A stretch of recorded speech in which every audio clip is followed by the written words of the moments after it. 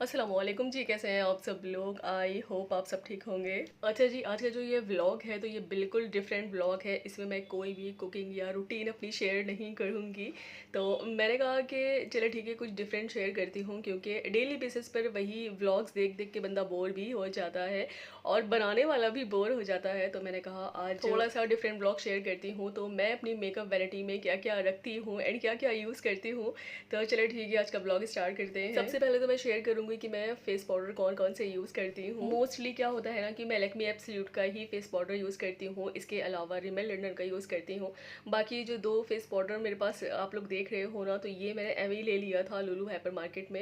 And जब भी मैं फेस पाउडर या लिपस्टिक कुछ भी शेडेड ऐसे लेती हूँ ना, तो वो मस्ट मैं ट्राई करती हूँ कि मेड इन क्या है, मेड इन इटली है या पोलैंड है, जो भी है ना, तो देख कर ही लेना चाहिए। रिमेल लंडन का जो मैंने फेस पाउडर लिया हुआ था तो ये मेड इन इंग्लैंड है एंड ये मैंने लुलु हाइपर मार्केट से बाय किया हुआ था। एंड जब मैं लेने गई थी ना, तो लुलु हाइपर मार्केट में जितना भी उनका मेकअप का सेक्शन था ना, तो उन्होंने बहुत अच्छी सेल लगाई हुई थी। 40% डिस्काउंट भी मिला था मुझे 75 रियाल का। एंड जो लैक्मे एब्सोल्यूट का फेस पाउडर है तो ये मैं इंडिया से लेकर आई थी। ये आई थिंक मुझे 900 रुपीज़ का मिला हुआ था। बाकी जो दो और फेस पाउडर हैं तो ये मैंने रेटेक्स से लिया हुआ था, ये भी मैंने सेल प्राइस पर ही लिया था। अच्छा, जब बात आती है लिपस्टिक की, तो हम जितने भी हाउस वाइफ होते हैं ना, तो उनके पास लिपस्टिक का कलेक्शन बहुत सारा मिलता है।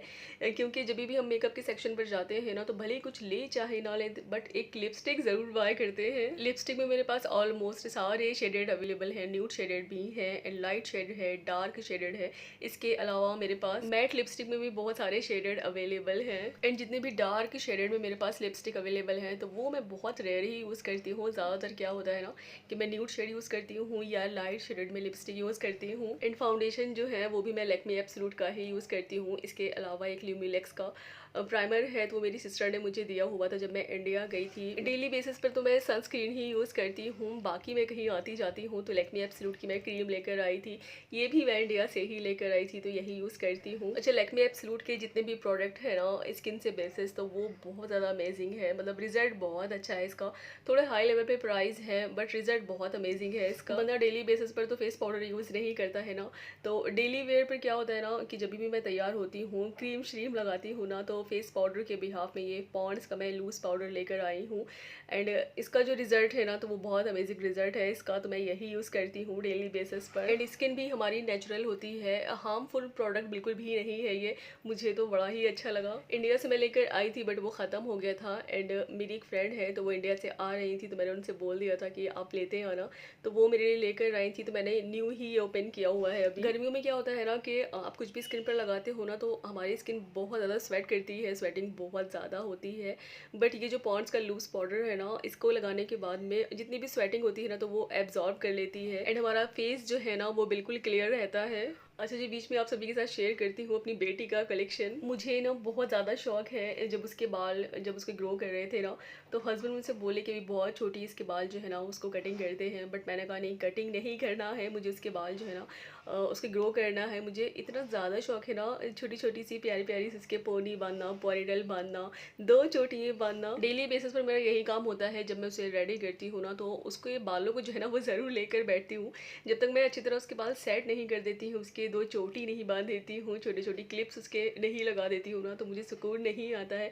एंड वो माशाल्लाह से बहुत ज़्यादा प्यारी लगती है। जब मेरी बेटी 1 ईयर की होगी ना, एंड जब वो ग्रो करने लगी, उसके बाल ग्रो करने लगे ना, तो मैंने रेड टेक्स एंड सेंटर पॉइंट से उसके बहुत सारी शॉपिंग करके रखी हुई थी। स्पेशली मैंने जितने भी क्लिप्स होते हैं, बैंड्स होते हैं या हेयर बैंड होते हैं ना, तो इनकी मैंने बहुत सारी शॉपिंग करके रखी हुई है। बट मैंने कुछ ही चीज़ें निकाली हुई है उसकी, क्योंकि वो जो है ना इधर उधर फेंकती है, ले लेकर भागती है। और डेली बेसिस का मेरा काम यही होता है, जब मैं उसके बाल बनाती हूँ ना, तो उससे मैं एक बात क्लियरली बोल देती हूँ और उसकी बहुत समझ में आता है कि जो भी चीज़ें मैं तुम्हारे बालों में लगा रही हूँ ना, तो मम्मा को ही देना, इधर उधर मत फेंकना।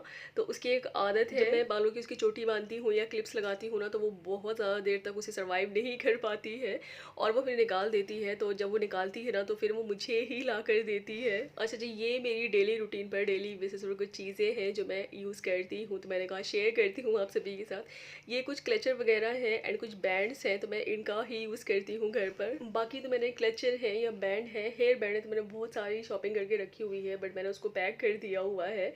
आगे जब भी इंडिया जाऊँगी तो आप सभी के साथ ज़रूर शेयर करूँगी सारी चीज़ें। एंड ये इतने सारे सारे जो क्लचर आप देख रहे हो ना, तो इनका मुझे बड़ा ही शौक है। बचपन से मुझे बहुत ज़्यादा शौक है। बैंड्स वगैरह का भी शौक है, बट क्लचर का मुझे कुछ ज़्यादा ही शौक है। एंड जब भी मैं मार्केट जाती हूँ ना, तो क्लचर अपने लिए ज़रूर लेकर आती हूँ। जब मेरी बेटी नहीं हुई थी ना, तो मैं जो है ना ड्रेसर को बड़ा ही सजा के संवार के रखती थी। मतलब बहुत सारी चीज़ें जो है ना वो उसमें अलग अलग साइड कॉर्नर पे रखती थी, इस तरह से डेकोरेट करके रखती थी। एंड जितने भी आइटम्स मेरे ड्रेसर पर होते थे ना, तो उन सारे आइटम्स के मैंने अलग अलग कॉर्नर बनाकर रखे हुए थे। क्योंकि होता है ना, जब आपको कहीं जल्दी होती है या कहीं जाना होता है बहुत जल्दी में, 10 मिनट में 5 मिनट में रेडी होना होता है ना, तो हमारा जो ड्रेसर है ना वो बड़ा मैसी सा हो जाता है। जल्दी जल्दी फेस पाउडर उठाया, लिपस्टिक उठाई या फाउंडेशन उठाया, परफ्यूम उठाया, तो अपनी जगह पर नहीं रखा, तो इसीलिए मैंने एक कॉर्नर बनाया हुआ होता था। बट अभी रिसेंटली में ये हाल हुआ है, कॉर्नर तो दूर की बात है, मेरा जो ड्रेसर भी है ना वो भी सही सलामत नहीं है। मैं उसमें भी बहुत सारी चीज़ें जो है ना वो नहीं रख पाती हूँ, बहुत सारी, क्या मैं कुछ भी नहीं रखती हूँ अब। क्योंकि कहाँ तक समेटूंगी, बेटी जो है ना वो ड्रेसर पर ही ज़्यादातर जाती है, चीज़ें उठा उठा के फेंकती है, निकालती है। तो इसलिए मैंने सब कुछ ड्रॉर में कवर कर दिया है एंड उसको लॉक कर दिया है। तो मेरे हस्बैंड जो है ना वो अपनी बेटी की इन हरकतों पर बहुत ज़्यादा हंसते हैं एंड मुझसे कहते हैं कहाँ तक तू अपनी चीज़ें संभालोगी। तो मैं उनसे यही बोलती हूँ कि चले ठीक है, कुछ दिन की परेशानी दिक्कत है, और छोटी है अभी, छोटी ही थोड़ी नहीं रहेगी, बड़ी होगी, धीरे धीरे उसके समझ आएगी। और वैसे भी छोटे बच्चों को तो काम ही होता है यही, जब तक वो शरारत नहीं करते हैं तो फिर बच्चे किस बात के कहलाएंगे। अच्छा जी, ये है मेरा परफ्यूम्स का कलेक्शन, और मैंने जितने भी परफ्यूम्स अपने पास रखे हुए हैं ना, तो बहुत ज़्यादा सिलेक्टेड रखे हुए हैं। एंड ये जो यार्डली लंडन का आप लोगों को डिओ दिख रहा है, तो वो हस्बैंड का है, मैन है, वुमेन नहीं है। बाकी जितने भी परफ्यूम्स हैं तो वो सारे मेरे हैं। एंड ये जो इतर है स्विस अरेबियन का, तो ये मेरा मोस्ट फेवरेट है, मैं डेली बेसिस पर इसको ज़रूर यूज़ करती हूँ। इसकी जो स्मेल है ना तो वो आउटस्टैंडिंग है, तो मतलब इसके बिना जो है ना मैं रह नहीं पाती हूँ। और जब आप डेली बेसिस पर कोई चीज़ अगर यूज़ करते हैं ना, तो उसकी एक हैबिट भी हो जाती है आपको। स्विस अरेबियन के बाद दूसरा जो परफ्यूम है ना, तो ये मेरा मोस्ट फेवरेट है, ये ऊद का परफ्यूम है। एंड इसकी स्मेल भी जो है ना वो स्विस अरेबियन से रिलेट है, मिलती जुलती है। सो ये था टोटली मेरा मेकअप का कलेक्शन, मेरी मेकअप वैनिटी। बहुत सारी चीज़ें तो मैं यूज़ नहीं करती हूँ, जो था मैंने शेयर कर दिया आप सभी के साथ। आई होप सो मेरा ब्लॉग आप सबको अच्छा लगा हो तो प्लीज़ लाइक कर देना एंड शेयर कर देना, सब्सक्राइब कर देना। अल्लाह हाफिज़।